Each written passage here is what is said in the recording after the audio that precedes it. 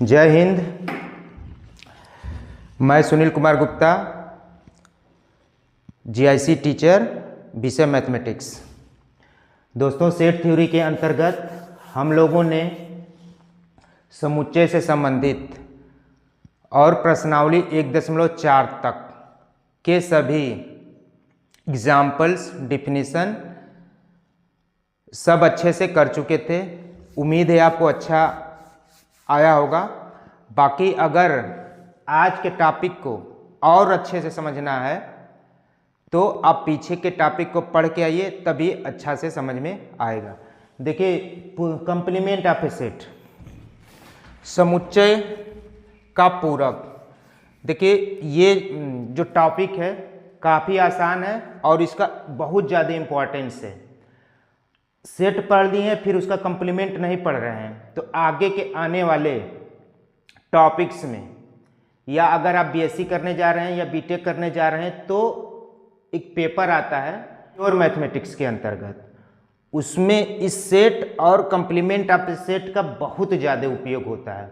तो आज के टॉपिक को आप ध्यान से देखिएगा और समझिएगा। फिर भी कोई दिक्कत होती है तो आप कमेंट के माध्यम से बताइएगा, हम उसको अगले वीडियो में पूरा करने की कोशिश करेंगे। देखो, जो पहले आप जानते हैं उसी से हम लोग स्टार्ट करते हैं। हम लोग पहले पढ़ते थे क्लास कक्षा 9 में पूरक संख्या क्या होता था। अगर हम पूछें 30 डिग्री का पूरक तो हम लोग क्या बताते थे? 60 डिग्री। यानी कि 60 डिग्री तभी बताएंगे जब हमको 90 डिग्री का ज्ञान हो कि दो संख्या पूरक संख्या तब कहलाती है जब दोनों का योगफल क्या हो जाए? 90 डिग्री हो जाए। यानी कि अगर 30 डिग्री का पूरक बताना है तो हमको क्या बताना पड़ेगा? किसके रिस्पेक्ट में बताना पड़ेगा? 90 डिग्री के रिस्पेक्ट में बताना पड़ेगा। ठीक उसी प्रकार से अगर कहने का मतलब ये है कि 30 डिग्री का पूरक बताना है तो हमको ये बताना पड़ेगा कि 30 डिग्री में क्या जोड़ देंगे इसको पूरा कर दें। ठीक, तो इसी प्रकार और एक एग्जांपल ले सकते हैं। अगर मान लीजिए a बराबर 1 2 3 4 5 6 7 8 9 10। अब b बराबर ले लेते हैं 2 4 6 8 10। अब बताइए, b का अगर पूरक बताना हो a के रिस्पेक्ट में तो हम क्या बताएंगे? मतलब b में और क्या ऐड कर दें जिससे a मिल जाए। यानी a के वे अवयव बताना है जो b में न हो। तो b का पूरक अगर बताना हो तो हम बताएंगे a के वे अवयव जो b में न हो। यानी कि 1 3 5 7 9। यानी कि कह सकते हैं कि b और b के पूरक दोनों मिला करके a को पूरा कर दे। तो हम कहेंगे कि b का पूरक ये संख्या है। ठीक, तो कहने का मतलब ये है कि किसी भी सेट का अगर पूरक हमको बताना है तो उसका एक बास होना चाहिए, यानी यूनिवर्सल होना चाहिए, तभी हम इसका पूरक बता सकते हैं। चलिए हम इसको अपने सेट के माध्यम से बताते हैं। अगर a कोई सेट हो, कोई समुच्चय हो तथा u इसका सार्वत्रिक समुच्चय है, तो a के पूरक समुच्चय को a डैश या ac से निरूपित करते हैं।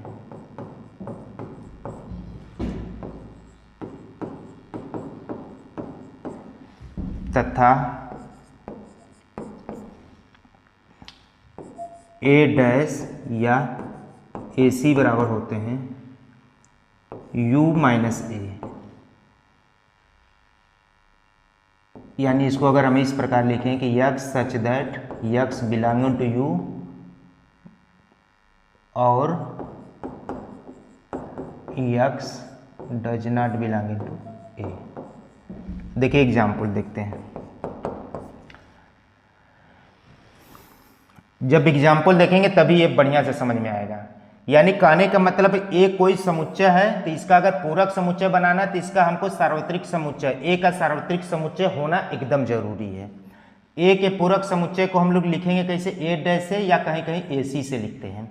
ए डैश या ए सी बराबर यू माइनस ए होता है, यानी यू के अवयव होते हैं जो ए में ना हो। जैसे एग्जाम्पल के द्वारा समझिए, एग्जाम्पल अभी बताते हैं। अगर यू बराबर हम ले लें 1 2 3 4 5 6 7 8 9 10, ए बराबर ले लें 2 4 6 8 10। तो अब हमको ए का पूरक समुच्चय बताना है, यानी कि ए में ए के पूरक समुच्चय को पहले हम लोग ए डैश से लिखेंगे। ए का पूरक, ये क्या है, ए का पूरक, यानी ए में कौन सा और नंबर ऐड कर दें कि यू टोटली मिल जाए। तो क्या होंगे, यू के ही अवयव होंगे जो ए में ना हो, यानी कौन से होंगे 1 3 5 7 9। ये है क्या वास्तव में, वास्तव में ये है u माइनस ए। 1 3 5 7 यू के वे अवयव हैं जो ए में ना हो, तो यही है पूरक समुच्चय। यानी कि कोई भी सेट होगा तो उसका पूरक समुच्चय तभी निकाल पाएंगे जब उसका एक यूनिवर्सल सेट हो, यानी सार्वत्रिक समुच्चय हो, अदरवाइज नहीं निकाल पाएंगे। यानी अब ये क्या है, इसको अगर समुच्चय निर्माण विधि से लिखेंगे तो x इस प्रकार से होंगे कि x u में तो होगा और x a में नहीं होगा। वही चीज लिखे हैं, देखिए यहां पे, ठीक।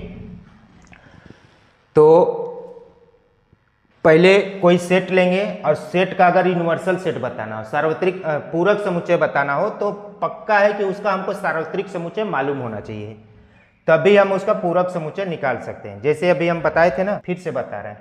यानी कि अगर हम 30 डिग्री का पूरक कोण निकालना है, पूरक कोण निकालना है, तो क्या होगा 60 डिग्री। 60 डिग्री होगा जब 90 डिग्री हमको मालूम होगा तब ना। यानी कि 90 डिग्री क्या है, यूनिवर्सल सेट है 30 डिग्री का और 60 डिग्री का, ठीक।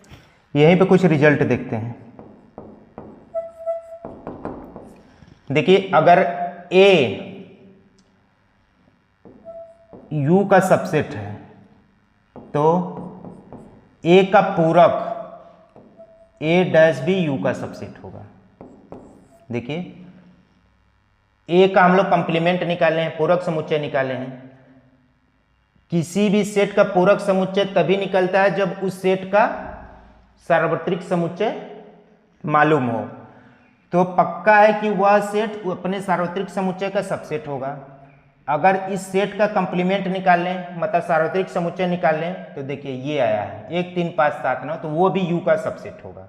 और दूसरा रिजल्ट ये है कि अगर कोई अवयव x किसी सेट A में है तो ये पक्का है कि उसके कंप्लीमेंट में नहीं होगा। देखिए कोई भी अवयव 2 4 6 8 10 A में है तो क्या A डैश में है, तो पक्का है कि x अगर किसी सेट A में होगा तो उसके पूरक समुच्चय में तो नहीं होगा, उल्टा भी सही है। और दूसरे तरीके से अगर x A डैश में है तो पक्का है कि वो उसके सेट में नहीं होगा। देख लीजिए A में है x का मतलब 2 4 6 8 10, तो पक्का है कि A डैश में नहीं है। देख लीजिए नहीं है ना, कहाँ है, नहीं है। और उसी प्रकार से अगर A डैश में है x 1 3 5 7 9 मान लीजिए x है, तो क्या A में है, नहीं है। दोनों को अगर हम एक साथ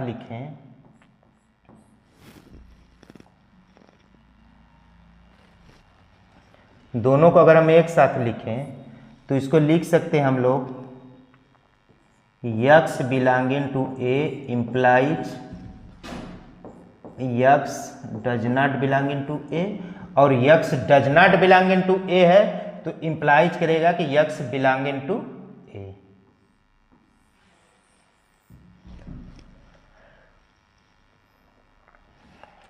सही है।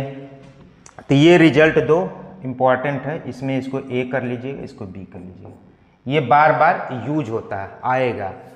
और इसके अलावा कुछ और देखते हैं।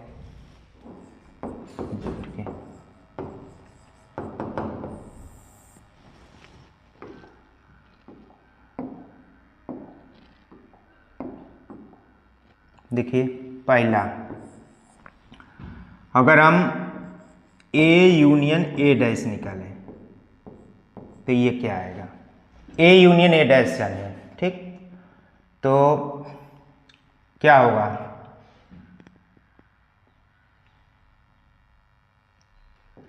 पूरा यू होगा। दूसरा, ए इंटरसेक्शन ए डैश निकाले तो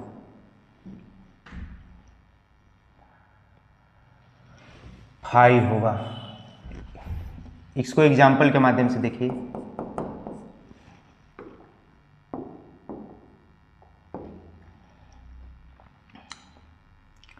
अभी देख लीजिए, ए बराबर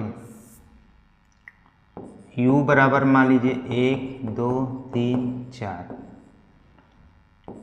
ए बराबर मान लीजिए 1 2, ए डैश क्या होगा 3 4 होगा। यू के वे अवयव जो ए में ना हो। अब बताइए ए यूनियन ए डैश निकालिए तो क्या आएगा, 1 2 3 4, ये क्या है, यू ही तो है, ठीक। और अब इसको देखिए, ए और ए डैश में कोई कॉमन है, ए इंटरसेक्शन ए डैश क्या है, दोनों में कोई कॉमन है, डिसजॉइंट है। तो दो रिजल्ट एकदम ये याद रखिए। और बाकी अगर इसको हम वेन डायग्राम से देखें तीनों चीज को, तो इसको मिटा देते हैं।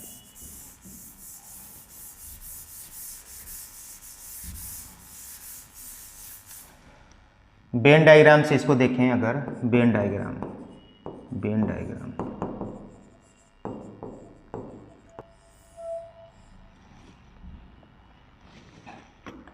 देखो, वेन डायग्राम में क्या करते हैं, इसको यू मानते हैं, ये जो आयत वाला चित्र यू है, ये क्या है, ए है, ये ए है,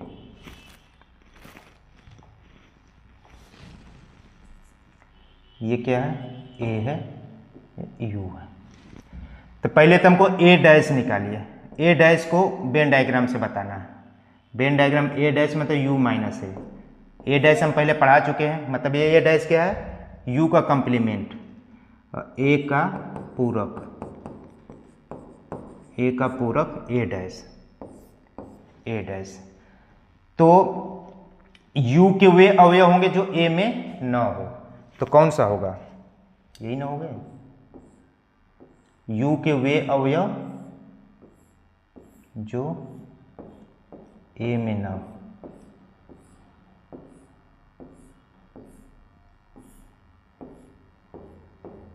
ये क्या है, ये जो रंगा हुआ भाग है, मतलब पीला वाला भाग है, वो ए डैश है, अगर इसका वेन डायग्राम बताना हो तो। अब इसी तरह हम ए यूनियन ए डैश का बराबर हम यू दिखाएंगे। अब इसको ये देखिए, ए डैश का वेन डायग्राम था, अब हम इसको मिटाते हैं। अब देखिए ए यूनियन ए डैश बराबर यू कैसे आएगा, ए यूनियन ए डैश बराबर यू। तो पहले ए और ए डैश पूरा कंप्लीट रूप से, तो ये ए है, ये क्या है, यू है। ये ए डैश मतलब ए के बाहरे का चीज, ए डैश का मतलब बाहर का चीज, और ए मतलब ए यूनियन ए डैश, ये पूरा यू होगा। अगर ये पूरा आयत हो जाएगा तो किसका डायग्राम है, ए यूनियन ए डैश का डायग्राम है, ए यूनियन ए डैश, ठीक। और अब इसका डायग्राम देखते हैं, इसको मिटाते हैं।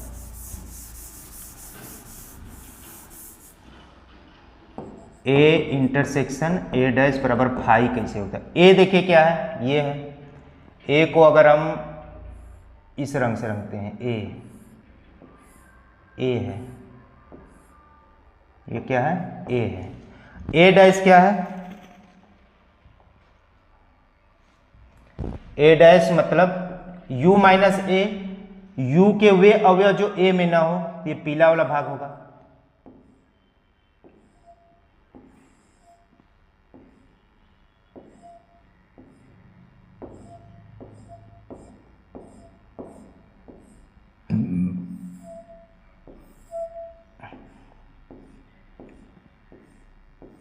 देखिए ये हरा वाला भाग और पीला वाला भाग में कोई कॉमन है, कोई कॉमन है? दोनों लाइन क्या कहीं मिल रही है? कोई कॉमन नहीं है, यानी कि फाई है। यानी ए और ए के कंप्लीमेंट का इंटरसेक्शन क्या है, फाई है। क्योंकि दोनों के बीच कोई इंटरसेक्शन मिल ही नहीं रहा है। इंटरसेक्शन मिलता तो पीला वाला लाइन और हरा वाला लाइन दोनों एक दूसरे को कट करती, यहाँ कहीं पे भी नहीं कट कर रही हैं। तो वेन डायग्राम से इसको हम ऐसे दिखा सकते हैं। ये वेन डायग्राम किसका है, ए इंटरसेक्शन ए डैश का वेन डायग्राम है, इसका वेन डायग्राम है। ठीक है, अभी सब पढ़ने के बाद कुछ और रिजल्ट पढ़ते हैं। दूसरा रिजल्ट देखिए, ए डैश का डैश बराबर ए, यानी किसी भी सेट का कंप्लीमेंट निकाले फिर उसका कंप्लीमेंट निकाले तो वही सेट आ जाएगा। देखिए ए बराबर 1 2 3 4, ए बराबर ए, इसका कंप्लीमेंट ए बराबर इतना, यू बराबर मान लीजिए 1 2 3 4 5, ठीक, और ए बराबर 1 2 मान लीजिए। चूंकि किसी भी सेट का कंप्लीमेंट तभी निकालेंगे जब उसका हमको पूरक समुच्चय मालूम हो। तो ए डैश बराबर क्या होगा, 3 4 5।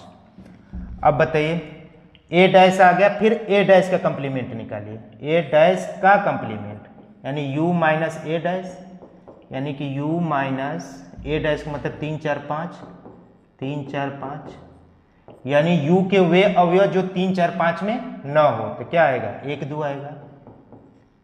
ये फिर से क्या आ गया, यही तो आ गया। यानी भी किसी भी सेट के कंप्लीमेंट का कंप्लीमेंट निकालेंगे तो वही सेट आ जाता है। ठीक, तीसरा example,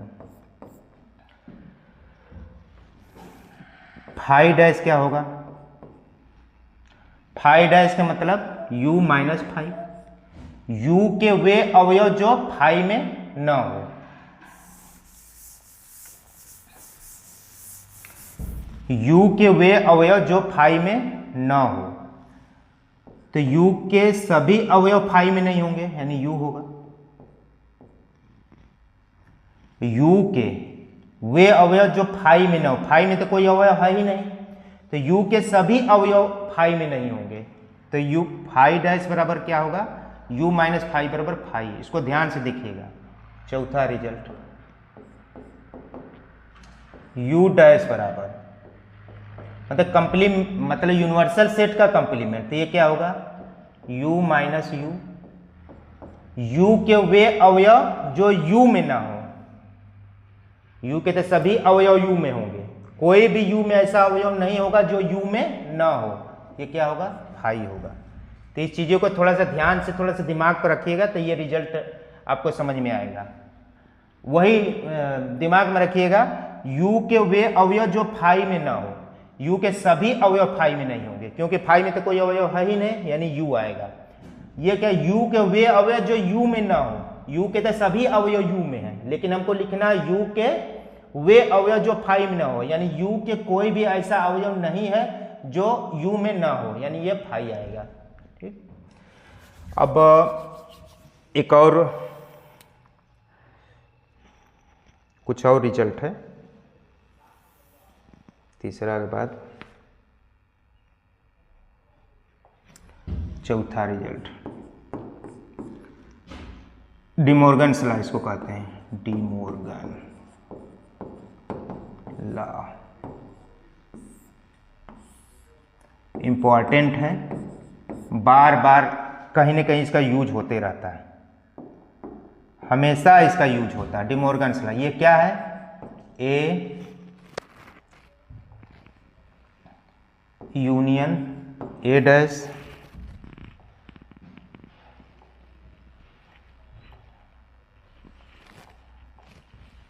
A union if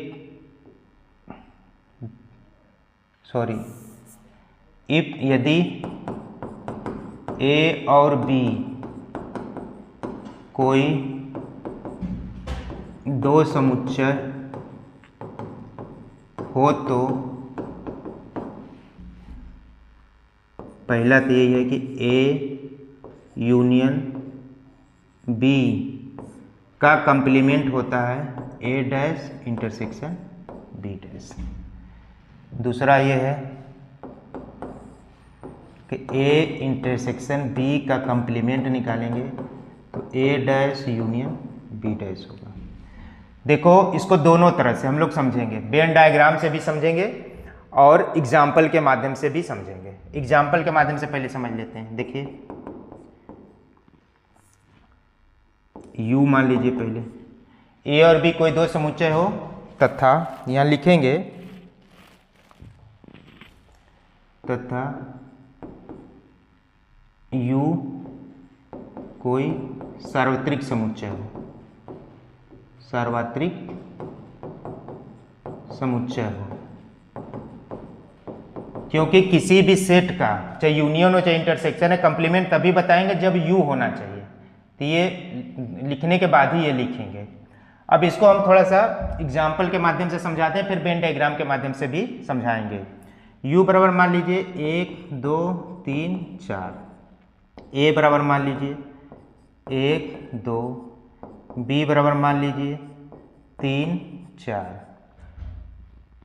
A dash निकालिए 3 4 आएगा, B डैश निकालिए 1 2 आएगा, ये आएगा ना। अब हमको A यूनियन B निकालिए, ये क्या आएगा 1 2 3 4, ठीक। A यूनियन B का कंप्लीमेंट निकालिए, U के वे अवयव जो A यूनियन B में न हो, ठीक। तो 5 होगा क्योंकि U के सभी अवयव A यूनियन B में है। इसका मतलब यही ना हुआ, इसका कंप्लीमेंट निकालेंगे, इसका मतलब U minus A union B, यानी ये 5 होगा। अब निकालिए A dash intersection B dash, ये क्या है A डैश और B डैश का इंटरसेक्शन क्या है, ये भी 5 है, कोई अवयव कॉमन नहीं है। तो यही तो सिद्ध करना है, अर्थात A यूनियन B डैश बराबर A dash intersection B dash. यही तो दिखाना है हमको, पहले में एक एग्जाम्पल के माध्यम से इसको दिखा दिए, ठीक। अब इसको हम वेन डायग्राम के माध्यम से समझते हैं। वेन डायग्राम अभी शायद क्वेश्चन में आएगा, वहां पे हम लोग सीख लेंगे, ठीक।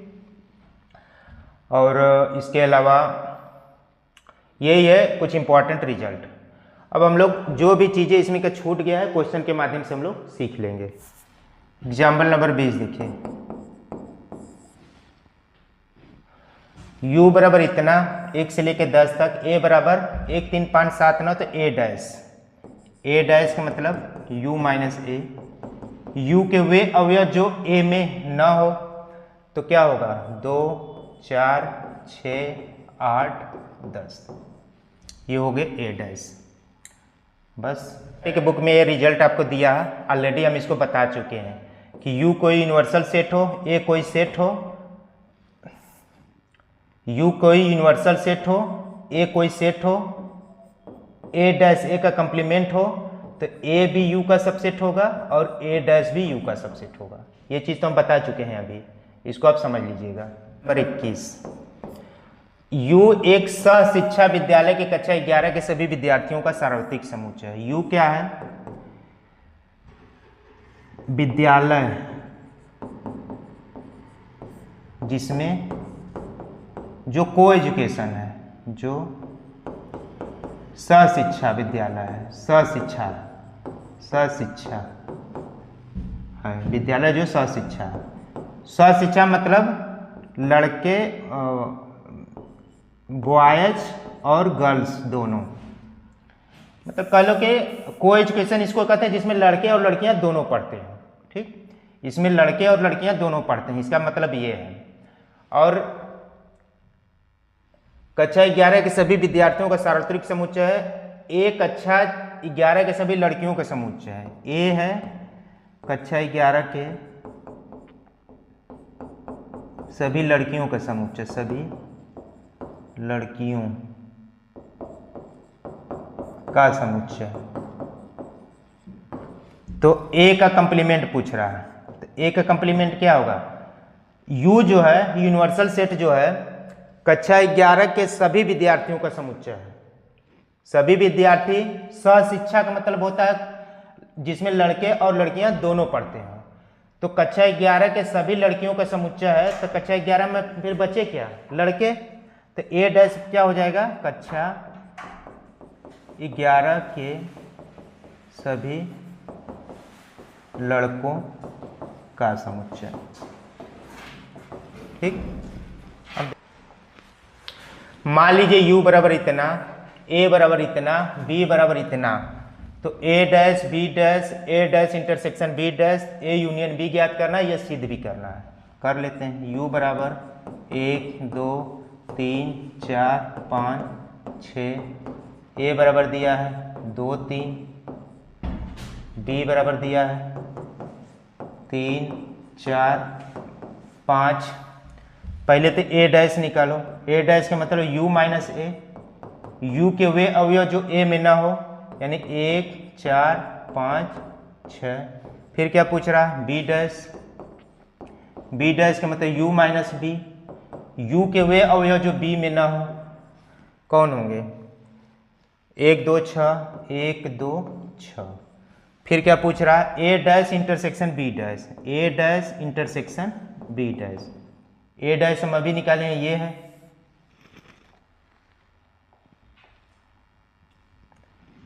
b डैश क्या है? ये है। तो a डैश और b डैश में इंटरसेक्शन क्या है? 1 और 6, 1 और 6 है। अब क्या निकालेंगे? a union b, a union b, a union b मतलब a और b के सभी अवयव, यानी 2 3 4 5। ये भी निकल गया, ये भी निकल गया, ये भी निकल गया, ये भी निकल गया। ठीक, तो अब हमको सिद्ध करना है कि a यूनियन b का कंप्लीमेंट, यानी a यूनियन b का कंप्लीमेंट। a यूनियन b का कंप्लीमेंट का मतलब u minus a union b, यानी u के वे अवयव जो a यूनियन b में ना हो। तो u के कौन से अवयव? 2 3 4 5 हटा लो तो 1 6 आएगा, 1 6। ये हो गया। अब निकालना है a डैश और b डैश का इंटरसेक्शन। देखो क्या है? a डैश ये है, a डैश ये है, b डैश ये है। ठीक, तो अब निकालो a dash intersection b dash. क्या होगा? दोनों में क्या कॉमन है? 1 6 है।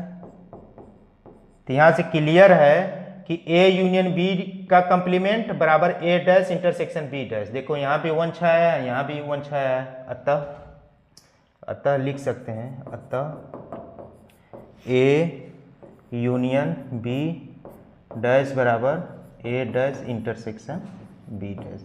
यही तो है डे मॉर्गन्स लॉ, यही डे मॉर्गन्स लॉ है।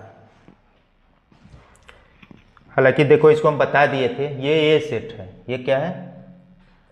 कोई सेट ए है। ये बड़ा बक्सा क्या है? यूनिवर्सल सेट है। ये पूरा रंगा हुआ भाग है। ये क्या है? ये क्या है? ए डैश है। ये पूरा ए डैश। ए डैश मतलब यू के अवयव जो ए में ना हो, ये पीला वाला भाग है। ये क्या है? ए डैश। ये जो पीला वाला डायग्राम है ए डैश है।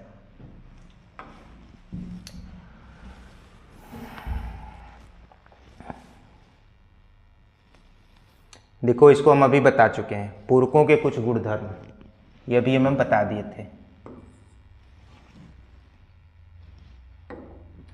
ये अभी हम बताए हैं। पूरक नियम क्या है? ए यूनियन ए डैश बराबर यू होता है, ए इंटरसेक्शन ए डैश बराबर फाई। डिमॉर्गन्स लॉ भी बता दिए। द्विपूरक नियम, किसी सेट के कंप्लीमेंट का कंप्लीमेंट वही सेट होता है। फाई डैश और यू के नियम ये भी अभी बता दिए हैं। हाँ, तो इसको हम बता दिए हैं और ये एक साथ ये रिजल्ट लिखा गया है। आगे देखते हैं। अब प्रश्नावली 1.5 के हम लोग क्वेश्चन करेंगे। देखो जो क्वेश्चन आसान होंगे उसको हम लोग स्किप कर देंगे, मतलब आप अपने से लगा सकते हैं। देखो u बराबर इतना है, a बराबर इतना है, b बराबर इतना है, c बराबर इतना है, तो ये ज्ञात करो।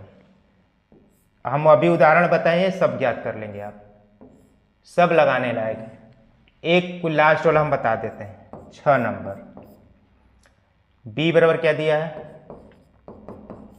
2 4 6 8। c बराबर क्या दिया है? 3 4 5 6। हमको अगर पहले निकालना क्या है? b माइनस सी। b माइनस सी मतलब b के वे अवयव जो c में न हो, तो कौन से हैं? 2, बताओ जी, 2 8, यही ना होगा? b माइनस सी मतलब 2 8। फिर क्या निकाला है? b माइनस सी का कंप्लीमेंट, b माइनस सी का कंप्लीमेंट।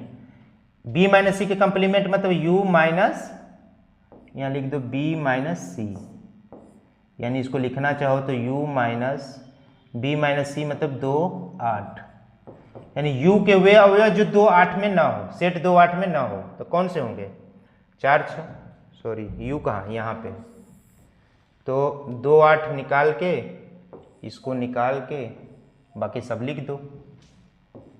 1 3 4 5 6 7 9, 4 5 6 7 और 9। तो बाकी ये चीज़ें और बाकी कर लेंगे आप, अभी उदाहरण हम लोग किए हैं। अब देखो तीसरा क्वेश्चन। प्राकृतिक संख्याओं के समुच्चय को सार्वत्रिक समुच्चय मानते हुए, मतलब यन u बराबर क्या है यहाँ पर मानना है? यन। u बराबर क्या मानना है? यन। निम्नलिखित समुच्चयों के पूरक समुच्चय ज्ञात करो। पहला का पूरक समुच्चय, पहला क्या दिया है? x सच दैट x एक प्राकृतिक सम संख्या है, एक प्राकृतिक सम संख्या है, सम संख्या है। इसका हमको पूरक समुच्चय निकालना। अगर इसको मान लो a है, मान लो a है, तो हमको अगर a डैश निकालना है, मतलब a का पूरक, तो देखो अब यूनिवर्सल सेट क्या है? नेचुरल नंबर है। तो x एक प्राकृतिक सम संख्या है, तो नेचुरल नंबर है, और बचे क्या? विषम संख्या। तो a के पूरक a डैश को हम लोग लिखेंगे x सच दैट x एक प्राकृतिक विषम संख्या है, प्राकृतिक विषम संख्या है, विषम संख्या है। क्लियर है? बस इतना ही लिख देना। चूंकि यूनिवर्सल सेट क्या है? u है, और a क्या है? एक प्राकृतिक संख्या जो सम संख्या है। तो फिर u को पूरा करने के लिए, मतलब a का पूरक क्या चाहिए? विषम संख्या चाहिए। तो विषम संख्या और सम संख्या मिला के u पूरा कंप्लीट हो जाएगा। तो यही होगा पहला। अब दूसरा देखो, x एक प्राकृतिक विषम संख्या है, कुछ नहीं है, यहाँ पे क्या लिखना है? बस दूसरा अगर हम लोग करने जाएं,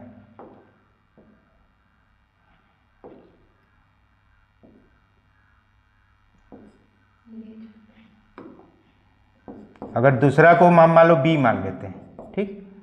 तो b मान लें अगर, तो फिर हम लोग क्या करेंगे? b का कंप्लीमेंट निकालेंगे। और यहाँ दूसरा क्या है? एक प्राकृतिक विषम संख्या है। यहाँ क्या है? विषम संख्या है। तो विषम संख्या ये यूनिवर्सल सेट नेचुरल नंबर है, तो b का कंप्लीमेंट क्या हो जाएगा? विषम, विषम है तो यहाँ पे सम हो जाएगा। ये क्या हो जाएगा? यहाँ पे सम संख्या हो जाएगा। तीसरा, दूसरा भी कंप्लीट हो गया। तीसरा क्या है, तीसरा देखते हैं।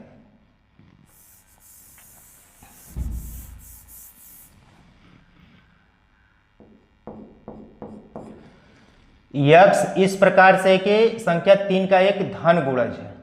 ठीक, तीसरा दिया है, तीसरा को मान लो फिर से ए मान लो, या तीसरा तो यहाँ लिखा है ना, यहाँ लिखा है, तो इसका हमको इसको अगर मान लो ए ही मान लो इसको, और यू तो ये है, तो अगर हम ए का कंप्लीमेंट निकालें यानी ए डैश निकालें, ठीक, ए डैश निकालें तो यक्स संख्या 3 का एक धन गुणक है, यन है, 3 का धन गुणज है, तो इसमें इसके कंप्लीमेंट में क्या आएगा, ए के कंप्लीमेंट में क्या आएगा, यक्स इस प्रकार से होगा कि यक्स संख्या 3 का धन गुणज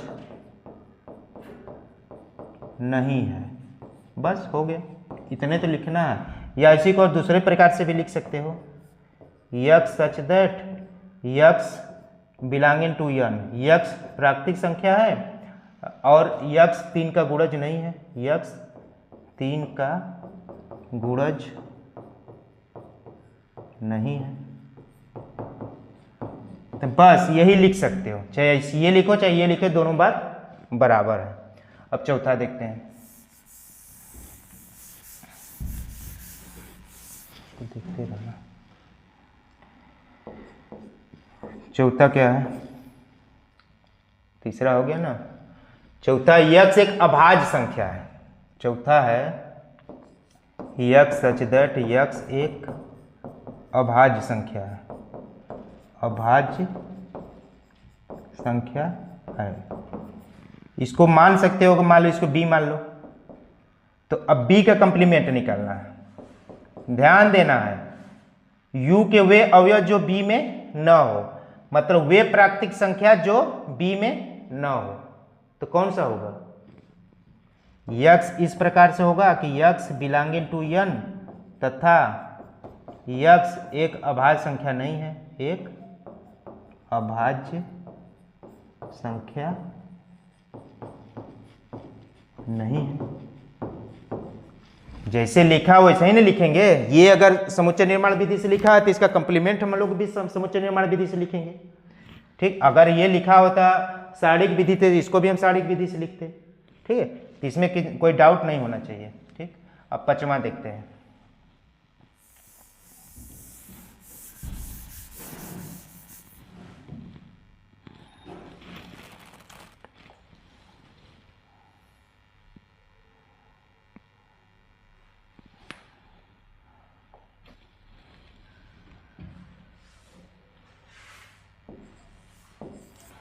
पांचवा यक्स सच दैट, पांचवा लिख देते हैं, मान लो ए बराबर है यक्स सच दैट यक्स 3 और 5 से विभाजित होने वाली एक संख्या है, 3 और 5 से विभाजित होने वाली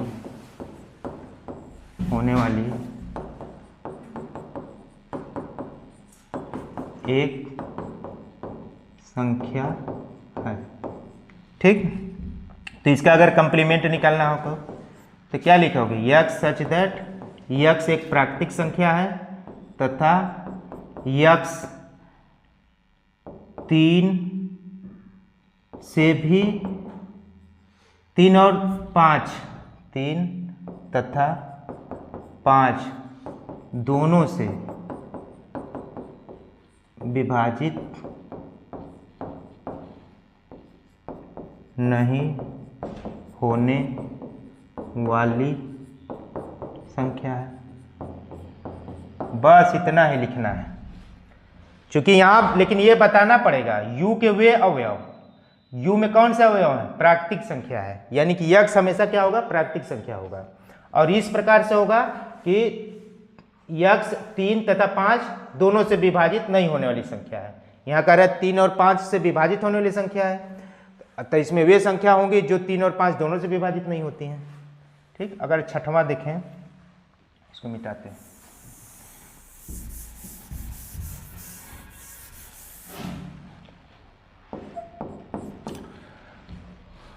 छठवां यक्स एक पूर्ण वर्ग संख्या है, इसको ए मान लो।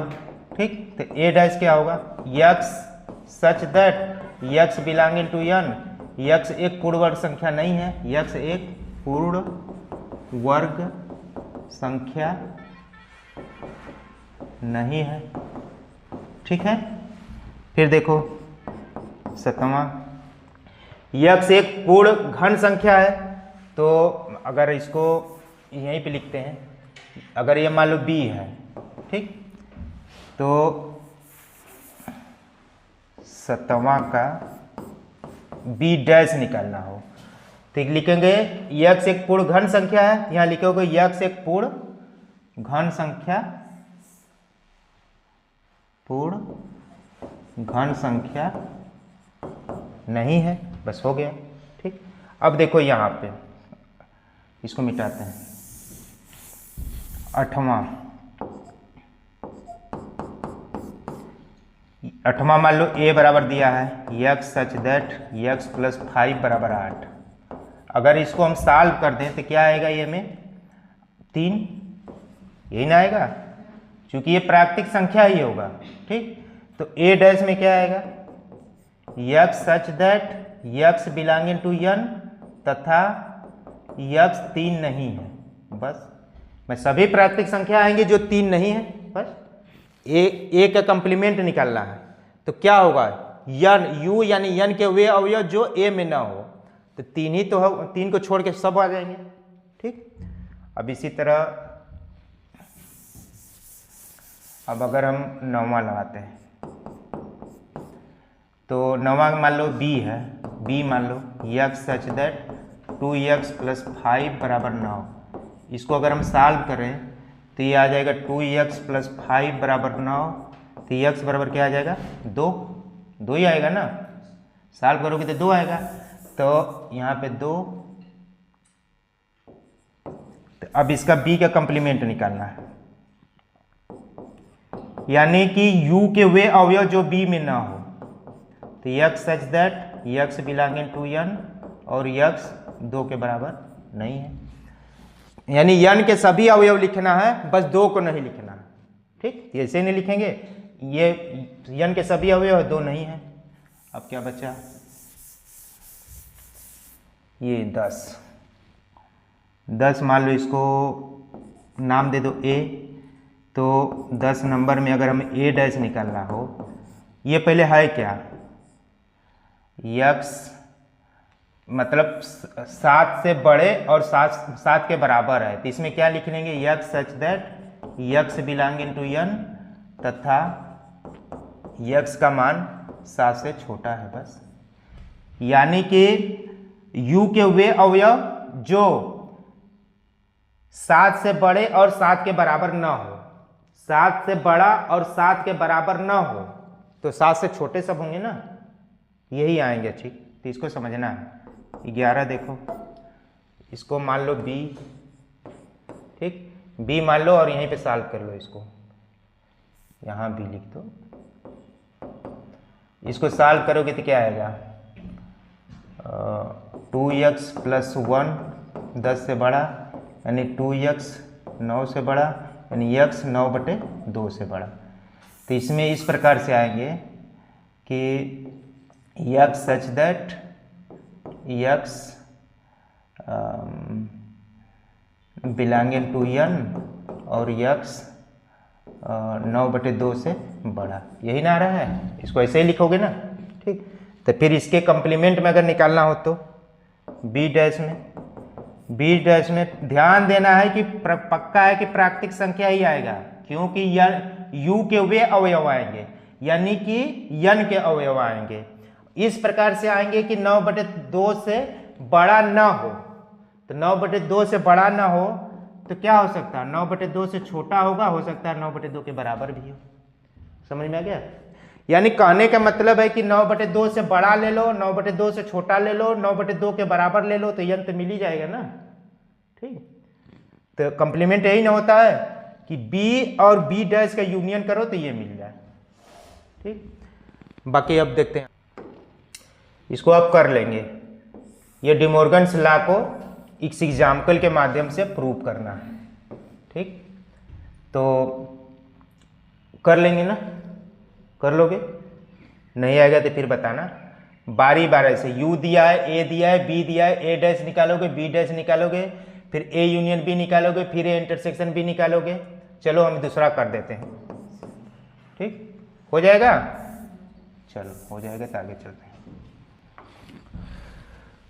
इसको हम बेन आरेख से दिखाना है हमको, बेन आरेख से साफ साफ दिख जाए कि ऐसा है, ठीक। चलो इसको करते हैं। देखो ये दोनों लगभग सेम होने चाहिए। हम देखो हम इसको दिखाएंगे a यूनियन b डैश के लिए बनाएंगे, इसको हम बनाएंगे a dash intersection b dash के लिए बनाएंगे, ठीक।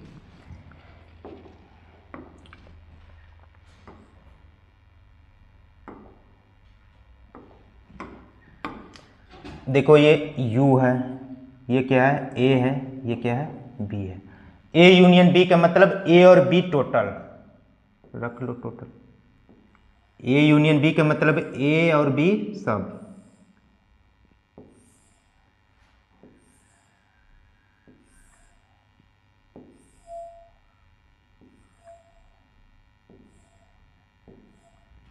ये क्या है a यूनियन b।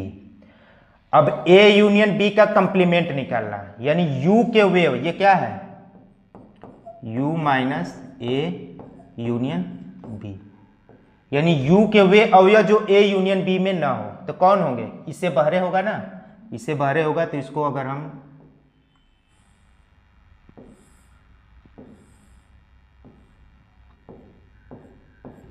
यही होगा ना, दिख रहा है साफ साफ। यानी a यूनियन b डैश, ये जो टोटली आया है ये वाला पीला वाला भाग है, माने इसके बराबर अगर हम पूरा बात करें, इसके बराबर a लिख दो, लिखना है तो, यानी कि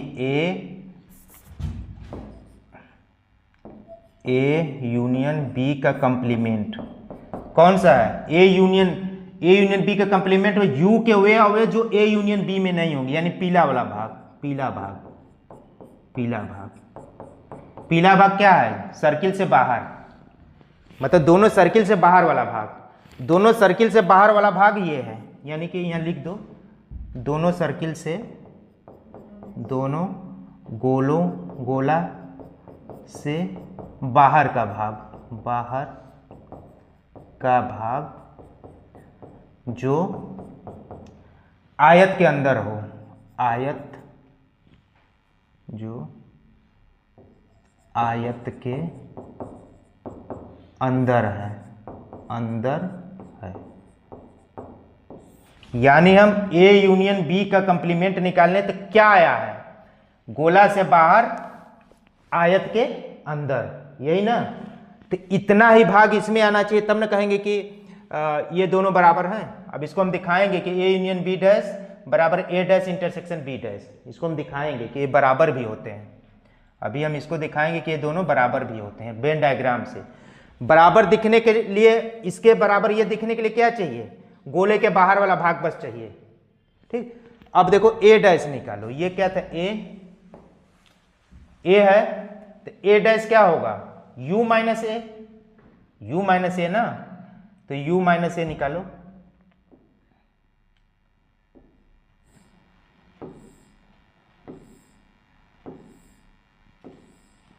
u माइनस ए है ना, u के वे भाग जो a में ना हो, यही ना है। अब फिर अब b डैश निकालो, मतलब b के वे भाग जो a में ना हो, तो क्या होगा? b के वे भाग जो a में नहीं, b डैश के मतलब u के वे भाग जो b में ना हो, मतलब b के छोड़ के सब। अब इसको पीला से रखो, इसको पीला से रखो, मतलब b डैश हम निकाल रहे हैं, b डैश के मतलब u माइनस b। अभी हम a डैश बराबर क्या निकालने हैं? u minus a। ये कौन सा भाग था? हरा भाग, नहीं हरा है ना, हरा भाग, हरा भाग। ये कौन सा है? अभी बनाएंगे पीला भाग बनाएंगे, ठीक। u माइनस b मतलब ये क्या है? u है, ये आयत क्या है? u है। तो u के वे भाग जो b में ना हो, ये b है, ये b है। तो u के वे भाग जो b में ना हो, तो b में नहीं हो तो ऐसे ये होगा,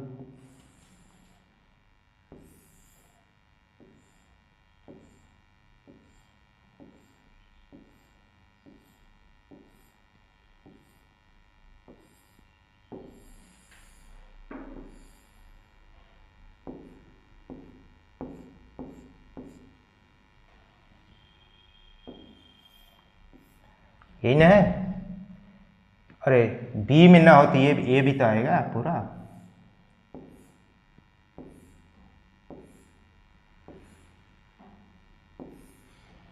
पीला भाग, पीला भाग,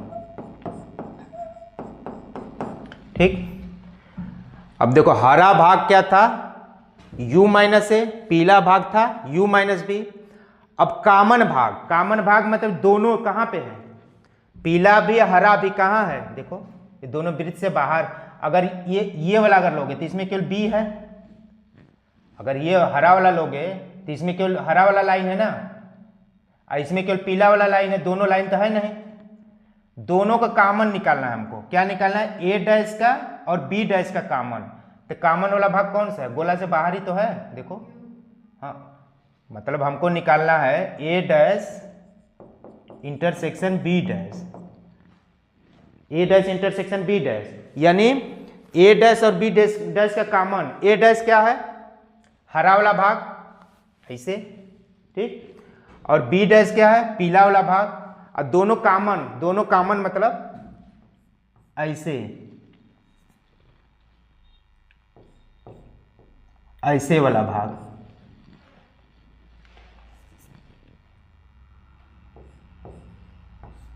ये वाला भाग कहाँ है, गोला से बाहर ही तो है, गोला से बाहर वृत्त के और आयत के अंदर, गोला के बाहर, गोला के बाहर आयत के अंदर, के अंदर। ए डैश और बी डैश का इंटरसेक्शन जो मिल रहा है, कहाँ मिल रहा है, गोला के बाहर मिल रहा है और आयत के अंदर मिल रहा है। यहां भी तो वही चीज था, गोला से बाहर, बाहर का भाग जो आयत के अंदर है। तो ए यूनियन बी डैश के कंप्लीमेंट में भी वही चीज निकला, वही भाग निकला जो गोला से बाहर हो और आयत के अंदर हो। और ए डैश इंटरसेक्शन बी डैश में भी वही भाग मिला है जो गोला से बाहर हो और आयत के अंदर हो। तो दोनों बराबर हो गए वेन डायग्राम से ना। अतः यहां से हम कह सकते हैं, अतः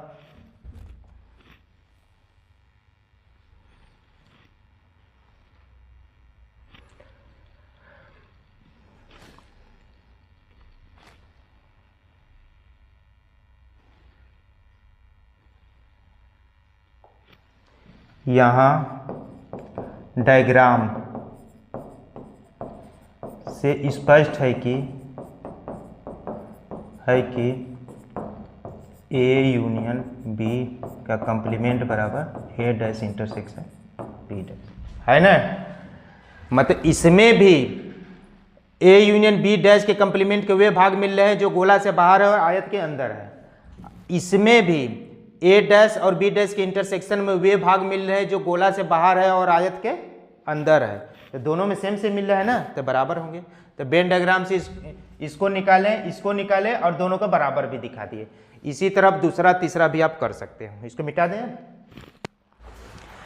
देखो छठवां सॉल्व। मान लीजिए किसी समतल में स्थित सभी त्रिभुजों का समुच्चय सार्वत्रिक समुच्चय U है। U क्या है, सभी त्रिभुजों का समुच्चय है, सभी त्रिभुजों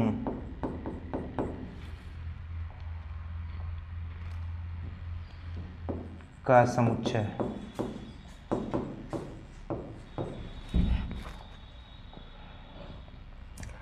ए उन सभी त्रिभुजों का समुच्चय है जिनमें कम से कम एक कोण 60 डिग्री हो। ठीक, इसको पहले समझने से पहले कुछ चीज समझते हैं।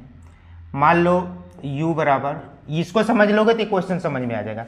मान लो u बराबर है 1 2 3 4 5 6 7 8 9 10।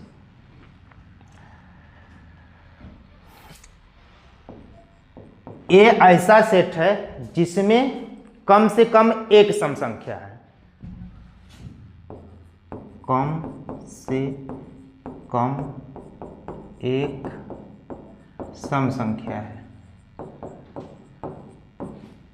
तो ए में क्या आएंगे, कम से कम एक संख्या, सम संख्या है। तो इसमें 2 भी आ सकता है, 4 भी आ सकता है, 6 भी आ सकता है, 8 भी आ सकता है, 10 भी आ सकता है। ये चीज समझ में आया, ये समझ में आएगा तभी क्वेश्चन समझ में। कम से कम एक सम संख्या है तो अधिक से अधिक मतलब सब आ जाएंगे। जैसे हम कह दें कम से कम एक रोटी तो खा ही लेंगे, कई रोटी खा लेते हो? एक से ज़्यादा खा लेते हो ना, यानी पॉसिबिलिटी है कि हम पूरा रोटी खा जाएं कम। लेकिन अगर कह देंगे अधिक से अधिक एक रोटी खाएंगे तो एक से ज़्यादा खाओगे? कह दिए कि अधिक से अधिक एक रोटी खाएंगे तो एक से ज़्यादा खा ही नहीं सकते। लेकिन कह दो कि अरे चलो कम से कम एक रोटी तो खा ही लेंगे। रिश्तेदार भी आते हैं ना तो कह चलो एक रोटी खा लेंगे, कम से कम एक रोटी तो खा ही लेंगे। लेकिन एक स्टार्ट करते हैं, पॉसिबिलिटी ये है कि पूरा रोटी खा जाए। ठीक है, तो यहाँ पर कह रहे कम से कम एक सम संख्या है तो इसका मतलब ए में सभी सम संख्या आएगा। समझ में आ गया? अगर कह दें बी कोई सेट कह दें कम से कम एक सम संख्या नहीं है, कम से कम एक सम संख्या नहीं है, तो कम से कम एक सम संख्या नहीं है यानी ये सब नहीं है। कम से कम एक सम संख्या है, अब कह रहा है कि कम से कम एक सम संख्या नहीं है यानी ये टोटल नहीं है, तो फिर है क्या? 1 3 5 7 तो 9। ये समझ में आया? इसको समझना बड़ा जरूरी, तभी ये क्वेश्चन समझ में आएगा। क्लियर है ना? यानी कह सकते हो कम से कम एक सम संख्या है का पूरक समुच्चय निकालना हो तो 1 3 5 7 9 आएगा, यानी कम से कम एक सम संख्या नहीं है। समझ में आ गया? ये समझ में आया? अगर ये समझ में आ गया तो ये समझ में आ जाएगा। देखो कैसे, इसको छोटा करना चाहिए था यार, चलो कर लेते हैं।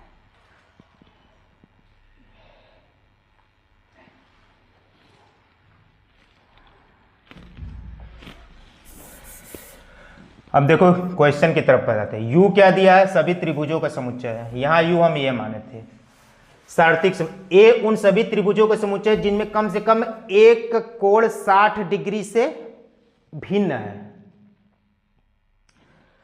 तो मान लो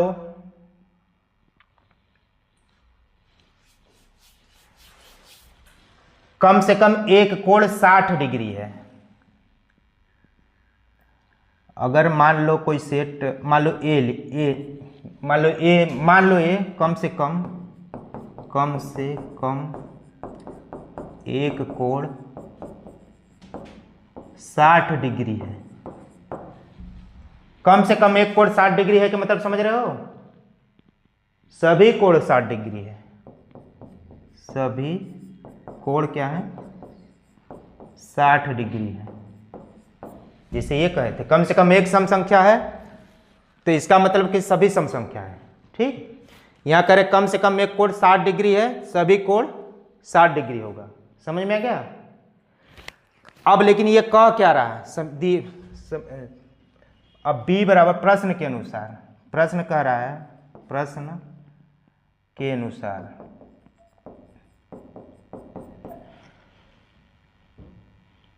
ए उन त्रिभुजों का समुच्चय जिनमें कम से कम एक कोण 60 डिग्री से भिन्न है। ठीक, ये नहीं था, इसको बी मानना था।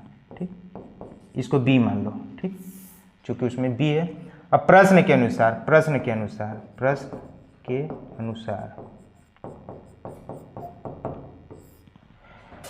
ए क्या कह रहा है? उन सभी त्रिभुजों का समुच्चय जिनमें कम से कम एक कोण 60 डिग्री नहीं है से भिन्न है। 60 डिग्री नहीं है तो सभी कोण 60 डिग्री है, तो सभी कोण 60 डिग्री नहीं है। सभी कोण 60 डिग्री नहीं है। समझ में आया? हम ये मान लिए थे कि कम से कम एक कोण 60 डिग्री है तो मतलब सभी कोण 60 डिग्री होंगे। कम से कम एक कोण 60 डिग्री है तो इसका मतलब सभी कोण 60 डिग्री होंगे। क्वेश्चन में क्या कह रहा है कि सभी कम से कम एक कोण 60 डिग्री से भिन्न है, अलग है। ठीक, तो अलग है तो ए कह रहा है कि सभी कोण 60 डिग्री नहीं है। तो सभी कोण 60 डिग्री नहीं है तो उसका हमको कंप्लीमेंट निकालना है, ए डैश निकालना है। तो ए डैश क्या है? सभी कोण 60 डिग्री नहीं है यानी सभी कोण क्या है? 60 डिग्री है। तो ए डैश क्या हो जाएगा? सभी कोण 60 डिग्री हैं। बस यही हो जाएगा। यानी 60 डिग्री से बिने तो ए डैश क्या हो, ए डैश क्या होगा, ए डैश में वो त्रिभुज आएंगे जिसके सभी कोण 60 डिग्री हो। यानी ए डैश में, यानी त्रिभुज समबाहु त्रिभुज है, समबाहु त्रिभुज है। इसको थोड़ा सा समझना क्या कहना चाहते हैं। ये अब लैंग्वेज समझोगे तब, इसमें कह दिया कम से कम, कम से कम के मतलब होता है पूरा, समझ, इसको समझ लोगे तो फिर समझ में आएगा। ठीक, ये क्या है, बी क्या था यहाँ पे, ए का पूरक था, ए का पूरक था। ए यूनियन ए डैश बताओ, हम अभी तो बताए हैं, ये तो हम बताए हैं। ए यूनियन ए डैश बराबर यू होगा ना, यू होगा कि फाई होगा, यूनियन मतलब पूरा यू होगा। देखो ए बराबर हम 1 2 3 4 लिख लें, ए डैश यू बराबर,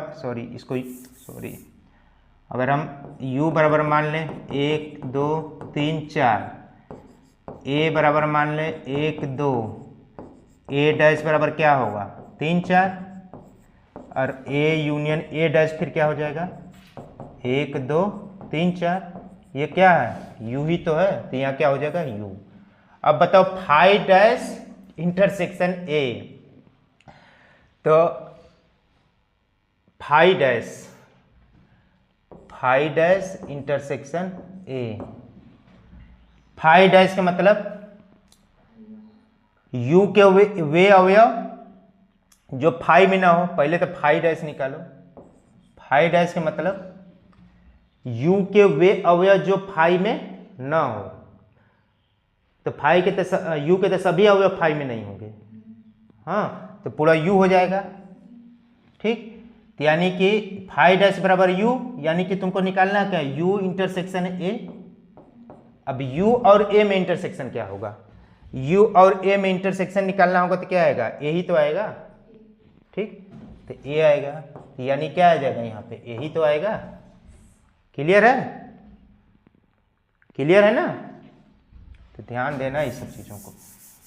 अब जैसे जैसे प्रश्नावली आगे बढ़ेगी थोड़ा सा मतलब दिमाग पर जोर डालने वाले क्वेश्चन आएंगे।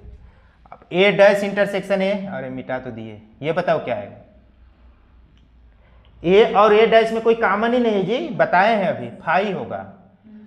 यू डैश और इंटरसेक्शन ए,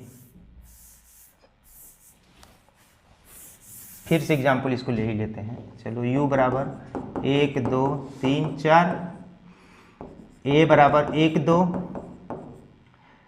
तो u डैश बताओ, u डैश का मतलब u के वे अवयव जो u में ना हो, तो फाई होगा ना जी, u के तो सभी अवयव u में है, तो u के वे अवयव लिखना है जो u में ना हो। अब हमको निकालना क्या है, फाई इंटरसेक्शन a, तो किसी भी इम्पटी सेट का किसी सेट के साथ इंटरसेक्शन निकालोगे तो क्या आएगा, फाई ही तो आएगा, कि यहाँ क्या आएगा फाई। समझ में आ गया, तो ये सब चीज़ों को बढ़िया से अगर ये समझ लिए तो एक मतलब हम मान लेंगे कि तुमको ये चैप्टर सेट थ्योरी का समझ में आ गया है, क्योंकि ये सब चीज़ें अगर समझ जाओगे तो ठीक, समझ में आ गया, चलो अच्छी बात है। अब रह गया विविध उदाहरण, तो इसको हम लोग अगले वीडियो में करेंगे। आज के लिए इतना ही। वीडियो लेक्चर समझ में आया तो लेक्चर को लाइक कीजिए और चैनल को सब्सक्राइब कीजिए। धन्यवाद।